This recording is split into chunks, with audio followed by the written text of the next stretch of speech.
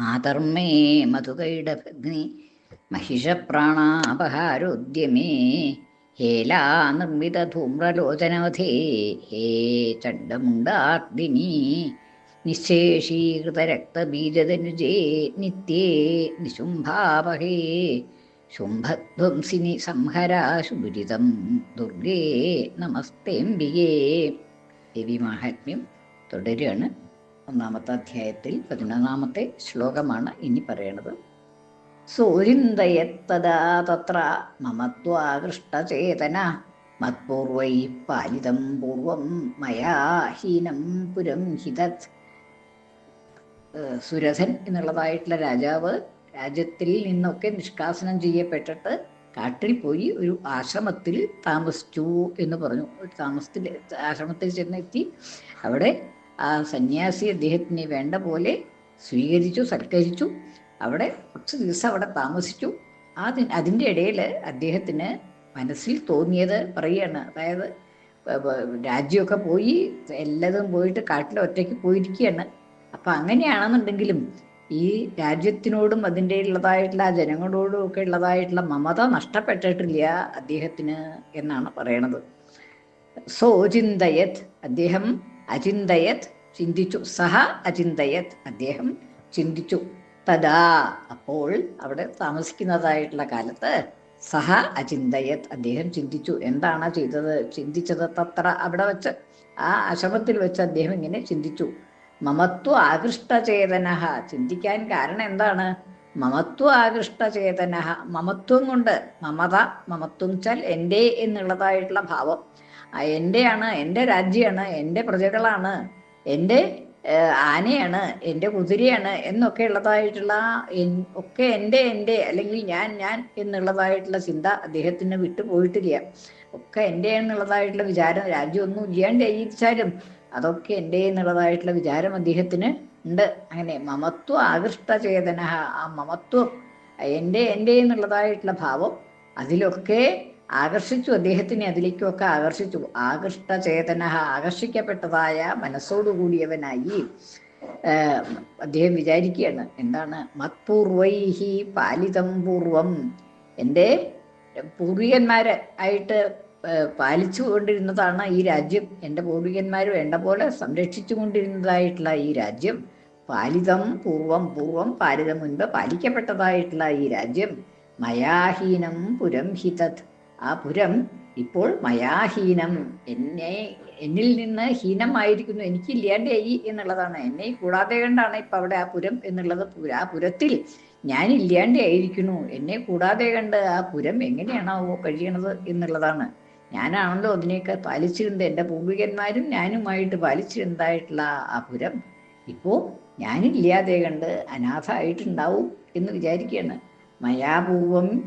മയാഹീനം പുരം ഹിതത്, ആ പുരം ഇപ്പോൾ ഞാൻ ഇല്ലാത്തതായിട്ട് ഭവിച്ചു എന്നുള്ളതാണ്. അവിടെ ഞാൻ ഇല്ലാത്തതുകൊണ്ട് അവിടെ എന്തൊക്കെ കഷ്ടങ്ങളാണ് ഉണ്ടാവുന്നത് എന്നുള്ളത് നിശ്ചയില്ല എന്നുള്ളതാണ്.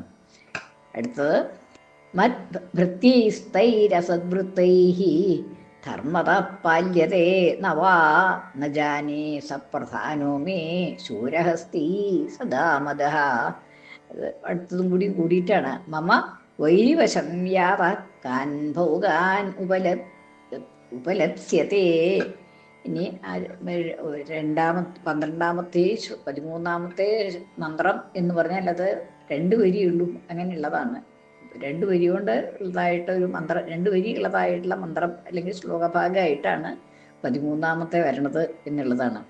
അപ്പം അങ്ങനെ അവർക്ക് എൻ്റെ 2ൻ്റെയും കൂടിയിട്ടാണ് അർത്ഥം പറയുക, അന്വയം ഒന്നിച്ചാണെന്നുള്ളതുകൊണ്ട്.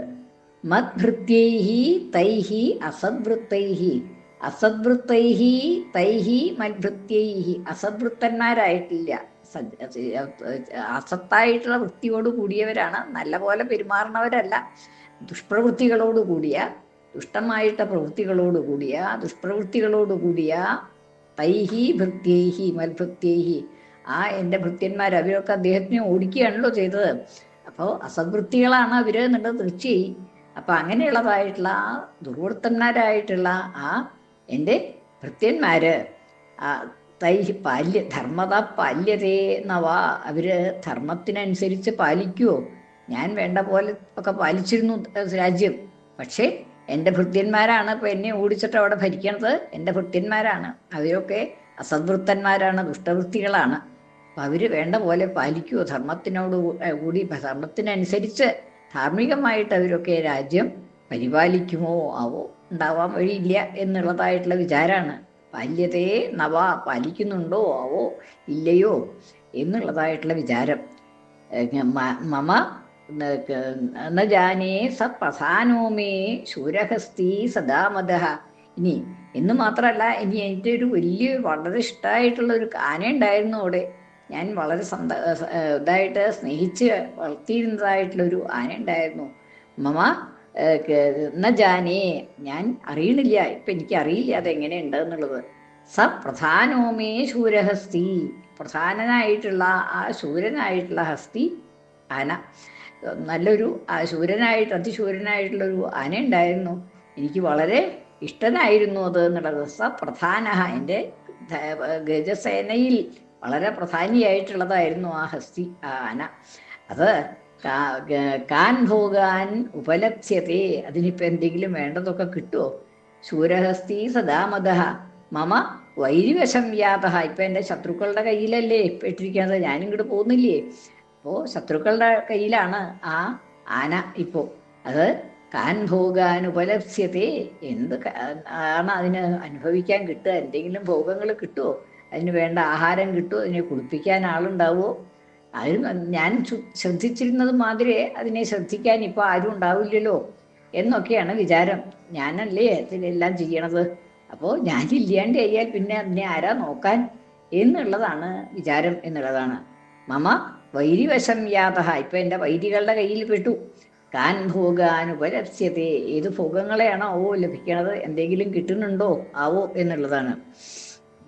അങ്ങനെയുള്ളതായിട്ടുള്ള വിചാരങ്ങളൊക്കെ വന്നു എന്നാണ്. അടുത്തത്, യേ മമ അനുഗത നിത്യം പ്രസാദധനഭോജനൈഹി അനുവൃത്തിം ധ്രുവം തേദ്യ കുർവന്ത്യന്യമഹീഭൃതം.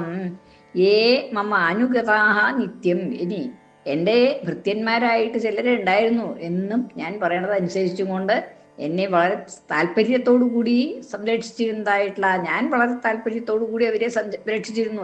അതുകൊണ്ട് അവർക്ക് വളരെ ഇഷ്ടപ്പെട്ടവനായിരുന്നു, അവർക്ക് സുഖമായിരുന്നു ഞാനുള്ള കാലത്തൊക്കെ എന്നുള്ളതാണ്.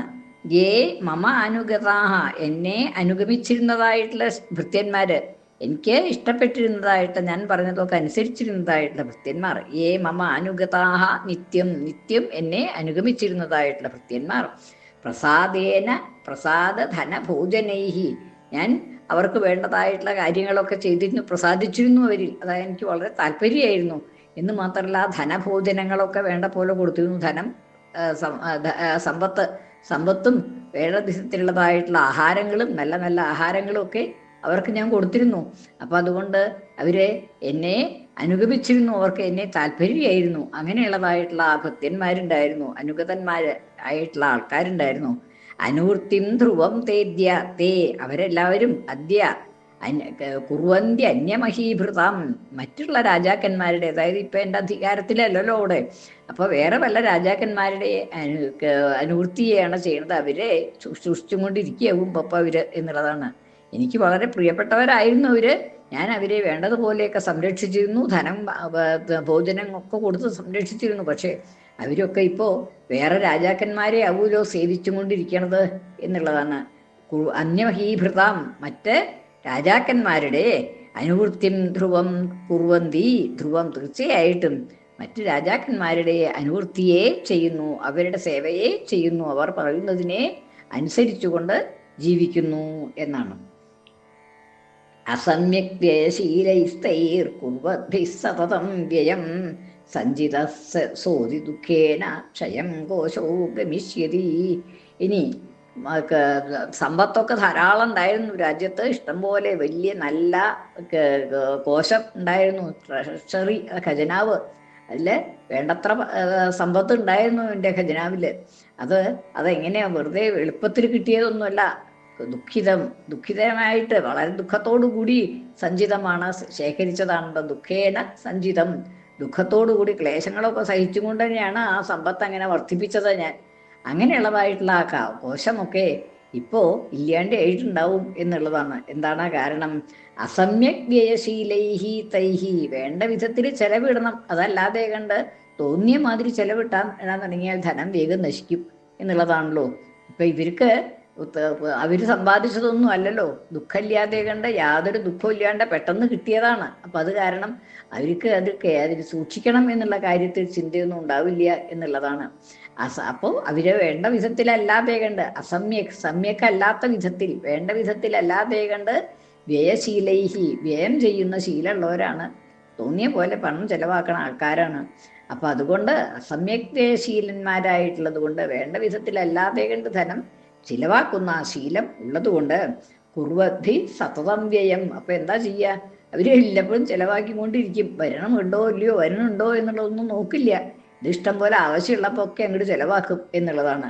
അങ്ങനെ കുർവദ്ധി സതതം വ്യയം, സതതം എല്ലായ്പ്പോഴും വ്യയം കുർവദ്ധി, ഇടുന്നത് ചെലവാക്കല് അത് എപ്പോഴും ഉണ്ട്. ഇനി അങ്ങനെയുള്ളതായിട്ടുള്ള അവരാ സഞ്ചിത സോതി ദുഃഖേന അതിദുഃഖേന സഞ്ചിത, വളരെ ദുഃഖത്തോടുകൂടി ക്ലേശത്തോടുകൂടി ഞാൻ സംഭരിച്ചതായിട്ടുള്ള ആ കോശം ക്ഷയം കോശോ ഗമിഷ്യതി, അത് വേഗം ക്ഷയിക്കും, അത് വേഗം ഇല്ലാതായി തീരും എന്നൊക്കെ ഇങ്ങനെ രാജാവ് അവിടെ ഇരുന്ന് ആശ്രമത്തിൽ ഇരുന്നിട്ടാണെങ്കിലും ഒന്നും ഇല്ലാതെ കണ്ടായിട്ടാണെങ്കിലും രാജാവിന് ഈ ചിന്തകളൊക്കെ എപ്പോഴും രാജ്യത്തെ കുറിച്ചുള്ളതായിട്ടുള്ള ചിന്തകൾ ഉണ്ടായി തുടങ്ങി എന്നുള്ളതാണ് പറയണത്. ശ്രീ ശിവാശിവശക്തിഐക്യരൂപിണി ലളിതാംബിക, ശ്രീ ശിവാശിവശക്തിഐക്യരൂപിണി ലളിതാംബിക, ശ്രീ ശിവാശിവശക്തിഐക്യരൂപിണി ലളിതാംബിക. ശ്രീ ലളിതാംബികായൈ നമഃ.